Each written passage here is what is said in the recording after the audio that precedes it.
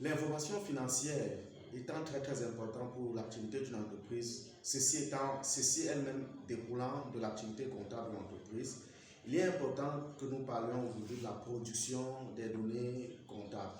Alors, si tu veux bien savoir à quoi renvoie le journal dans une entreprise, c'est quoi le grand livre et à quoi sert la balance, je t'invite à rester jusqu'à la fin de la vidéo parce que nous allons élucider un certain nombre de documents comptables très importants pour une entreprise.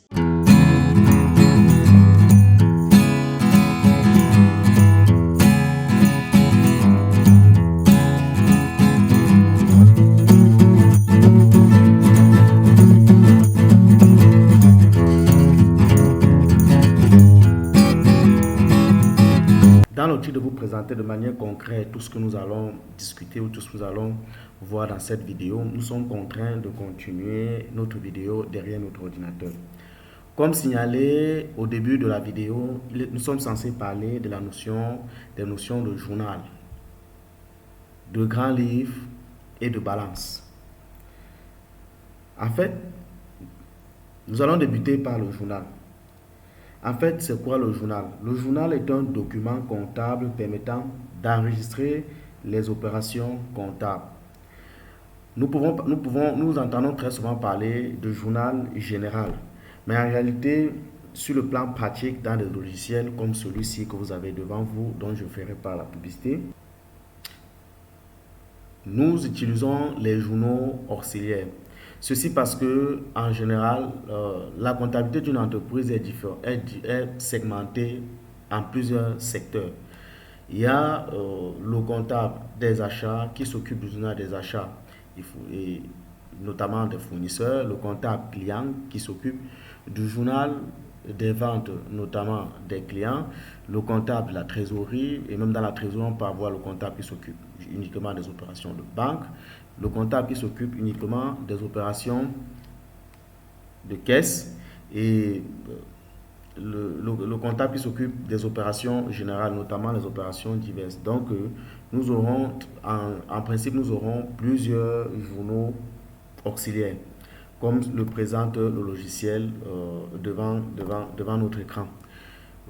Pour le cas échéant, nous avons le journal auxiliaire des achats, le journal auxiliaire de banque, le journal auxiliaire de caisse, le journal auxiliaire des déclarations et bien d'autres. Nous pouvons en créer les opérations diverses, les reports à nouveau, le journal auxiliaire de paye, selon la structure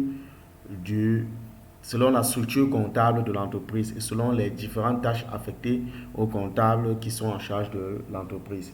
Donc, comme je le disais précédemment, le journal, donc, c'est ce document comptable qui permet d'enregistrer les opérations comptables. Nous allons prendre l'exemple du journal des achats comme il s'affiche à votre écran.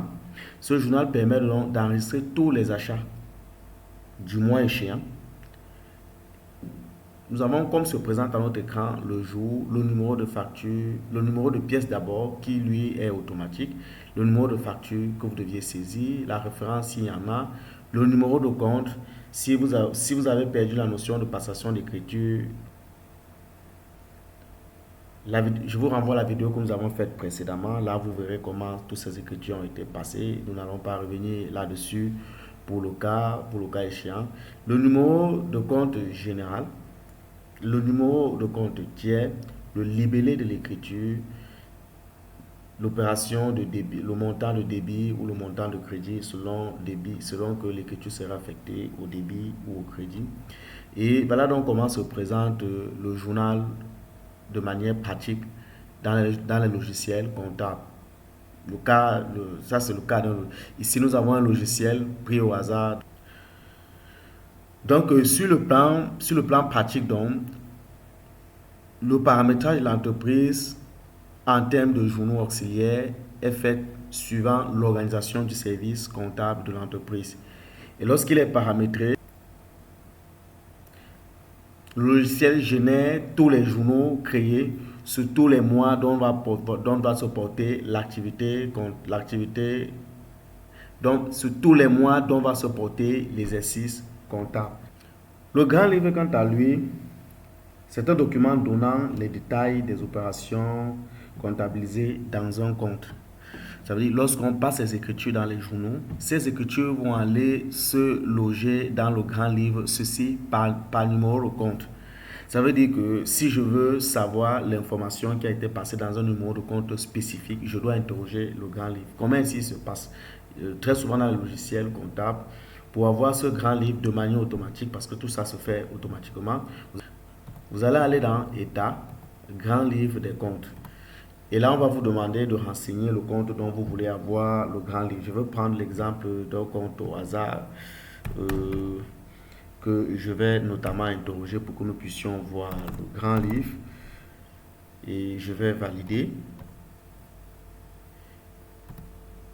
Et nous avons à notre écran là le grand livre du compte en question qui est le compte achat de petits matériels et outillages.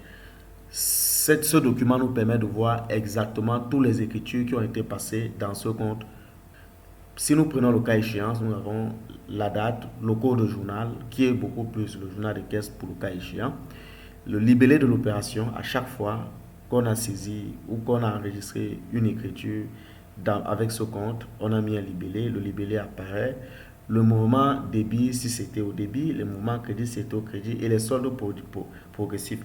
Avec le grand livre dont nous pouvons avoir à la fin du grand livre d'un compte le solde de ce compte-là à la clôture de l'exercice. Donc, il est important aussi de dire que nous pouvons aussi avoir le grand livre des tiers.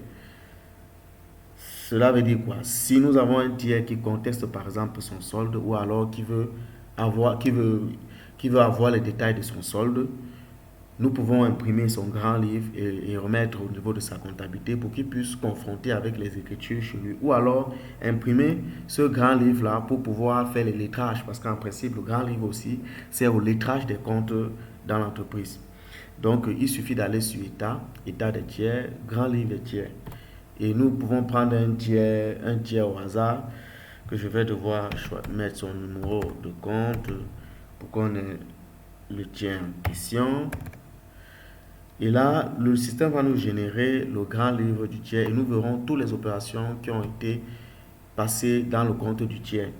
Notamment comme précédemment, nous avons les dates, nous avons le code journal, nous avons le numéro de pièce qui se génère automatiquement par le système selon le paramétrage. Mais dans ce cas-ci, le paramétrage a pris en compte le fait que le numéro de pièce sera généré automatiquement. Le livret de l'écriture lorsqu'on enregistrait l'opération, le mouvement de débit, le mouvement de crédit. Donc, ce document qui apparaît à l'écran est pour un tiers spécifique.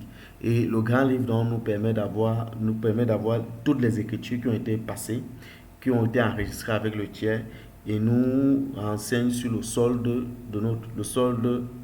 du tiers dans notre comptabilité. En dernier lieu, donc, nous allons parler de la balance. La balance est le document présentant tous les comptes de l'entreprise en mettant en exergue les soldes de clôture. Ceci en considérant bien évidemment les soldes à l'ouverture. Ça veut dire que à la fin d'un exercice, à la fin d'une activité, à la fin d'un mois, nous pouvons imprimer la balance et avoir tous les comptes que nous avons utilisés pendant cet exercice et leurs différents soldes. Comment est-ce qu'on obtient la balance? Généralement, dans les logiciels comptables, il faut aller, parce que la balance est un état, il faut aller dans les états. Et dans les états, nous allons prendre la balance des comptes. Nous pouvons décider prendre tous les comptes ou prendre juste une partie des comptes. Mais il est important de préciser que nous allons définir le type d'état que nous voulons. Est-ce que nous voulons une balance développée? Est-ce que nous voulons une balance à 6 colonnes? Est-ce que nous voulons une balance à 8 colonnes? Je vous recommande d'utiliser généralement la balance à 8 colonnes parce qu'elle est bien détaillée, elle est suffisamment détaillée pour pouvoir avoir l'information que nous recherchons. Elle est suffisamment détaillée pour pouvoir avoir l'information que nous recherchons. Ainsi, nous allons choisir 6 colonnes et ne rien mentionner en haut parce que nous voulons la balance de tous les comptes. Nous voulons la balance de tous les comptes, nous ne voulons pas segmenter les comptes.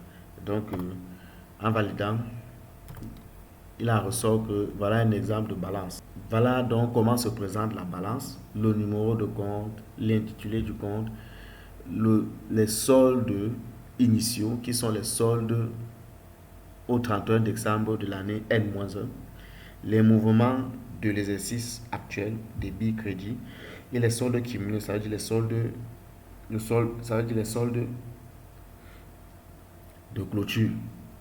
Ainsi, avec cette balance, il est important de connaître, la corriger, la réviser parce que c'est le document final qui nous permet de monter les états financiers. C'est le document final qui nous permet de justifier les soldes de l'entreprise. Nous devons de pouvoir mieux l'analyser, mieux la corriger. Quand nous nous rendons compte que le solde d'un compte dans la balance ne reflète pas la réalité, nous avons donc l'obligation, nous devons donc d'aller imprimer le grand livre de ce compte et voir les différentes écritures qui ont été passées dans ce compte-là afin de procéder, afin de les analyser et s'il y a anomalie, de procéder aux régularisations. Il est important de noter que nous pouvons aussi avoir la balance des tiers qui est ce document qui va expliquer, qui va nous présenter les soldes avec nos différents tiers. Et il suffit juste d'aller dans État, de poursuivre avec État des tiers, balance des tiers. Et là, nous avons à choisir si nous voulons pour tous les tiers, si nous voulons juste pour les clients, juste pour les fournisseurs, peut-être les salariés et même bien d'autres. Donc, nous allons demander au système de nous générer la balance des clients pour pouvoir avoir le solde des différents clients. Et là, il nous suffit de valider. Et nous avons à l'écran la balance de nos clients avec leurs différents soldes. Si nous remarquons que le solde d'un client ne reflète pas la réalité selon les écritures de débit et de crédit, nous pouvons aller dans le grand livre, interroger le compte, le grand livre de tiers, interroger le tiers en question qui est un client. Nous allons voir les différentes opérations qui ont été passées dans son compte. Nous allons les analyser et, si possible, passer aux régularisations. Et cela s'appelle la révision des comptes. Donc, comme je l'ai dit précédemment, la balance est très importante comme document comptable parce que c'est ce document qui nous permet de produire les états financiers annuels, notamment le bilan, le compte du résultat, le tableau, le tableau financier des ressources et des emplois et les états annexes. Nous devons de connaître, mieux analyser ce document et de procéder à la révision des comptes. En définitive, nous pouvons dire que la production des données comptables passe par deux phases. Une phase d'enregistrement à travers le journal et une phase d'analyse et de révision. L'analyse via le grand livre et la révision au travers de la balance. Sur ce, va dans les commentaires, dis-moi ce que tu penses de cette vidéo. Surtout, mets un pouce bleu et partage massivement la vidéo.